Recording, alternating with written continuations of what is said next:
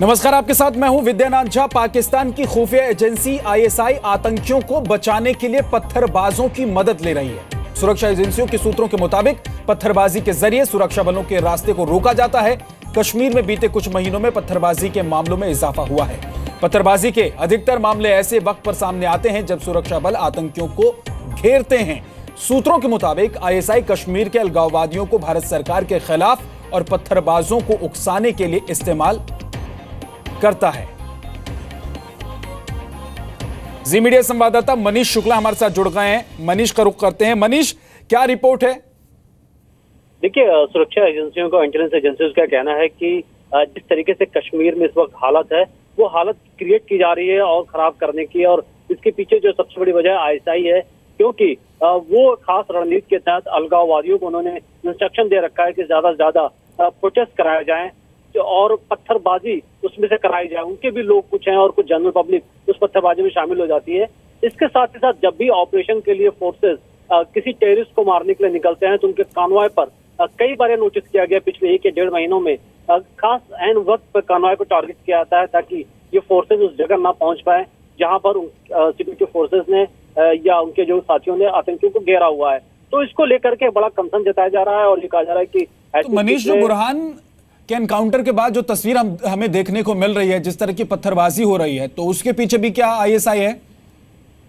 देखिए, बुरहान से पहले से ही पत्थरबाजी की घटनाओं में बढ़ोतरी हुई थी और बुरहान के दौरान भी देखा गया कि बड़ी संख्या में लोगों को इस बात के लिए तैयार किया गया, उकसाया गया कि वो इकट्ठे हों, ज्यादा से ज्यादा पार्टिसिपेट करें। उसमें अलगाववादियों का एक बहुत बड़ा रोल है, क्योंकि वो लगातार पॉलिटिकली एक तरीके से सरकार को डिस्टर्ब करने की भी एक रणनीति के तहत वो काम कर रहे हैं। तो उनमें से कुछ पत्थरबाज जो हैं बाकायदा वो अलगाववादियों की तरफ से या तो उनको पैसे दिए जा रहे हैं या ऐसा ही उनको इंकरेज कर रही है कि इस तरीके से पत्थरबाजी की घटनाओं को अंजाम दें। बहुत बहुत शुक्रिया मनीष इस पूरी जानकारी के लिए आपका। जम्मू कश्मीर में ताजा हालात क्या हैं और हालात पर काबू पाने के लिए क्या किया जा रहा है, ये जानने के लिए सीआईडी के एडीजी एसएम सहाय से बात की है जी मीडिया संवाददाता खालिद हुसैन ने। हमारे साथ बात करने के लिए है एडीजी सीआईडी एसएम सहाय साहब। सहाय साहब, आज क्या स्थिति है? आज की पोजीशन जानना चाहूँगा आपसे। आज तकरीबन ठीक ही है। एक आध एरियाज में रिपोर्ट्स आई हैं कि लोग जमा होकर एहतजाज कर रहे हैं, कहीं कहीं पे पत्थरबाजी भी हो रही है, मगर अभी फोर्सेस बाहर निकली हुई हैं। हम लोग भी कोशिश कर रहे हैं कि जिस तरह से कल तशद्दुद हुआ था वो ना हो। कल हमारे जो आबादी के इलाके थे, कस्बे के इलाके थे, जहाँ पे हम उम्मीद कर रहे थे कि मजमे निकलेंगे भड़केंगे, वो तो ठीक ही रहे, मगर जो दूर दराज का इलाका था, पसमंदा इलाका था, वहाँ पे कुछ ऐसी चीज़ें हुई हैं जिसकी वजह से कल लोग नौजवान हमारे थोड़े से जद में आ गए। साहब, अगर डेथ का आंकड़ा कल जिस तरह से आपने 8 बताया था वो बढ़ गया है, कितना आंकड़ा है और इंजर्ड्स की लिस्ट में कितने इजाफा हुआ? की लिस्ट तो आपको हम फराहम कर देंगे। जो कल कुछ लोग जो जख्मी हुए थे उसमें एक आध लोग और गुजर गए। पूरी लिस्ट जो है वो हम आपको शाम को ब्रीफिंग में दोबारा बता देंगे। ऐसा बोला जा रहा है कि एक्स्ट्रा सिक्योरिटी फोर्सेस कुछ कंपनीज बुलाई जा रही है। जी, हम लोग एक्चुअली थोड़ा सा रीडिप्लॉय कर रहे हैं, क्योंकि यात्रा की वजह से कुछ हमारी डिप्लॉयमेंट स्ट्रेच हो गई थी, तो ये जो दूर दराज के इलाके हैं उनको कवर करने के लिए थोड़ी सी फोर्स हम एक्स्ट्रा मंगा रहे हैं। जो गैदरिंग्स हम देख रहे हैं पिछले कुछ समय से, जो ट्रेंड चला है, मिलिटेंट्स जब मरते हैं तो एक फ्यूनरल में बहुत बड़ी गैदरिंग होती, कहीं ये अलार्मिंग पोजीशन है सिक्योरिटी फोर्सेस के लिए या फिर चैलेंजिंग पोजीशन है? देखिए, जो फ्यूनरल गैदरिंग्स हैं, जैसे कल आपने देखा होगा त्राल में, तो आपको अंदाज़ा खुद लग गया होगा फोटोग्राफ से कि कितने लोग थे। तो जितना जतलाते हैं उतना होता नहीं है। अलबत्ता यह है कि वहाँ पे जो मुकामी लड़के होते हैं, मिलिटेंट होते हैं, जैसे बुरहान का भी था, ये बड़ी बदकिस्मती है कि इस तरह के बच्चे जो हैं वो मिलिटेंसी में जाएं, और वही में हमारी कोशिश रहती है कि वो ये लोग ये रास्ता तशद्दुद का या मिलिटेंसी का ना पकड़े। पाकिस्तान कश्मीर के युवाओं के हाथ में पत्थर थमाकर भारत के खिलाफ उन्हें मोहरा बना रहा है, लेकिन इन्हीं युवाओं के बीच एक नाम है जम्मू कश्मीर के अलगाववादी नेता हाशिम कुरैशी के बेटे जुनैद कुरैशी का। जुनैद ने आतंकियों, अलगाववादियों और रास्ते से भटककर बंदूक थामने वाले युवाओं को आईना दिखाया है। जुनैद ने साफ कहा है कि कश्मीर की हर समस्या का समाधान सिर्फ और सिर्फ बातचीत से हो सकता है, ना कि बंदूक और खून खराबे से। जुनैद ने अलगाववादियों पर भी निशाना साधा है। उन्होंने कहा है कि अलगाववादी नेता अपने बच्चों को तो विदेश भेज देते हैं और कश्मीर के युवाओं को जिहाद के आग में झोंक देते हैं। जुनैद कुरैशी ने कश्मीरियों से अपील की है कि वो बंदूक के बजाय किसी सभ्य तरीके से अपनी बात देश और दुनिया के सामने रखें। A youth of Kashmir has lost his life. Many people, many youth in Kashmir have, whether justified or unjustified, have a lot of resentment. They are angry, but we can see what it does when you choose violent ways to give vent to your resentment and to your anger. At the end, Burhan Wani met his inevitable fate. He was killed.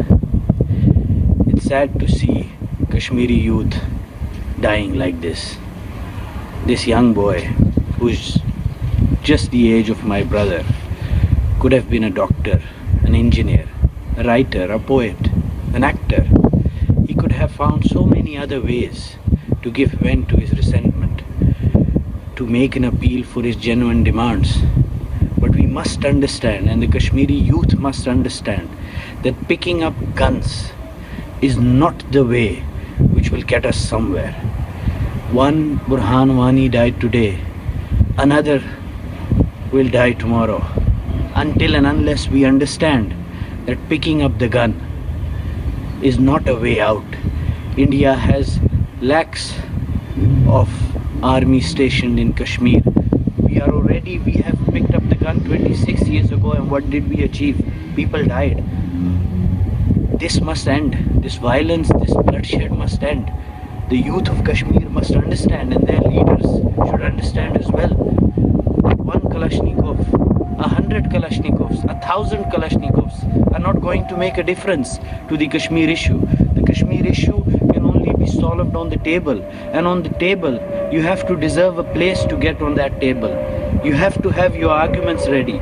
You need to give vent to your resentment in some other civilized way.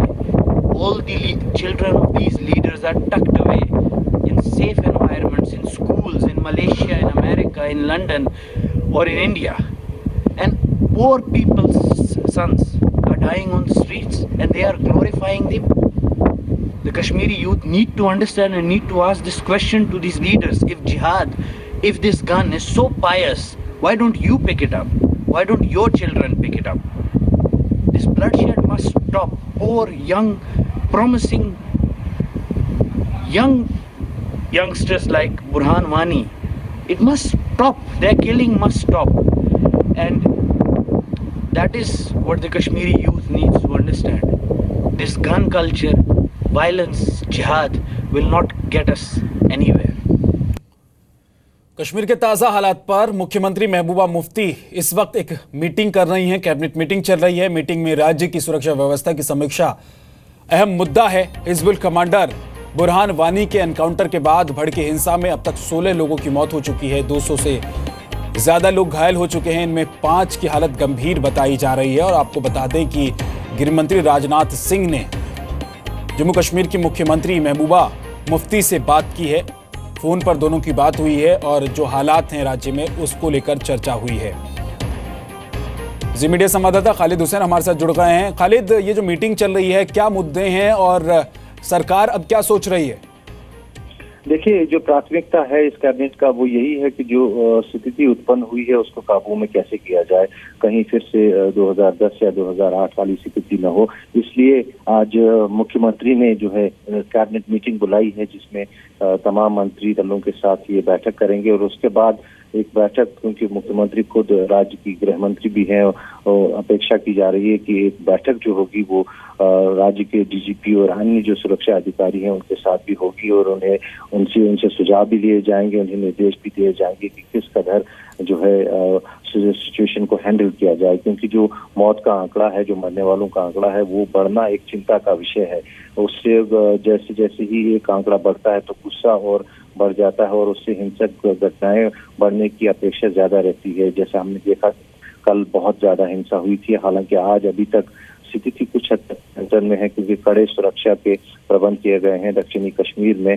Strict curfew लागू कर दिया गया है श्रीनगर के साथ police थाना क्षेत्र जो बहुत शुक्रिया खालिद इस पूरी जानकारी के लिए आपका। तो कश्मीर में कुछ लोग आतंकी बुरहान वानी को हीरो बनाने की कोशिश में लगे हैं। बुरहान वानी के एनकाउंटर के बाद से पत्थरबाजी हो रही है, सुरक्षा बलों के साथ हिंसक झड़प या फिर बुरहान के जनाजे में इकट्ठा हुए बड़ी तादाद में लोग। कोशिशें लगातार जारी हैं, लेकिन अब हम आपको कश्मीर के कुछ असली हीरो के बारे में बताते हैं। ये वो लोग हैं जिनकी वजह से कश्मीर का जो हर बच्चा है, हर युवा है, वो सीख ले सकता है। इस लिस्ट में पहला नाम है शाह फैजल का। शाह फैजल पहले कश्मीरी हैं जिन्होंने आईएएस परीक्षा में टॉप किया था। शाह फैजल ने साल 2010 में यूपीएससी परीक्षा में टॉप किया था, जबकि 2003 में शाह फैजल के पिता को आतंकियों ने मार दिया था। लिस्ट में दूसरा नाम क्रिकेटर आमिर हुसैन का है। आमिर हुसैन को बिना हाथ के छक्के जड़ने वाले क्रिकेटर के तौर पर जाना जाता है। आमिर गर्दन के पास बल्ला फंसाकर बैटिंग करते हैं और जम्मू कश्मीर की पैरा क्रिकेट टीम के कप्तान हैं। तीसरा नाम अतहर आमिर खान का है, जिन्होंने यूपीएससी की परीक्षा में दूसरा स्थान हासिल किया। साल 2015 में अतहर ने यूपीएससी की परीक्षा में सेकंड रैंक हासिल की और अतहर फिलहाल IRTS अधिकारी हैं। चौथा नाम रुबैदा सलाम का है। रुबैदा ने पहले MBBS फिर IPS और IAS की परीक्षा पास की। ऐसा करने वाली रुबैदा कश्मीर की पहली लड़की हैं। कश्मीर में कुपवाड़ा की रुबैदा इसी साल IAS बनी। इस लिस्ट में आखिरी नाम परवेज रसूल का है, जो कि राज्य के पहले इंटरनेशनल क्रिकेटर हैं, यानी कि देश के लिए इंटरनेशनल मैच खेलने वाले जम्मू कश्मीर के पहले खिलाड़ी हैं। परवेज रसूल ने 2013 में बोर्ड अध्यक्ष एकादश से खेलते हुए ऑस्ट्रेलिया के खिलाफ 7 विकेट लिए थे। ऐसा नहीं है कि लिस्ट इतनी ही लिस्ट है और लोगों के नाम भी इतने हैं। ये कुछ उदाहरण भर हैं जिनकी जिंदगी उन लोगों के लिए प्रेरणा हो सकती है जो छोटी छोटी दिक्कतों का हवाला देकर बंदूक उठाने और खून बहाने पर उतारू हो जाते हैं। ये लोग ही असली हीरो हैं जिन्होंने साबित कर दिया है कि बंदूक उठाकर और छोटी दिक्कतों से आजाद होकर ही इस तरह की कोशिशों को अंजाम दिया जा सकता है और इस ऊंचाई तक पहुंचा जा सकता है। और ये तमाम उन युवाओं के लिए, उन लोगों के लिए, उन बच्चों के लिए प्रेरणा है जो जम्मू कश्मीर में किसी के बहकावे में आकर किसी के उपदेश को सुनकर बहक जाते हैं और हाथ में हथियार थाम लेते हैं और खून खराबा करते हैं।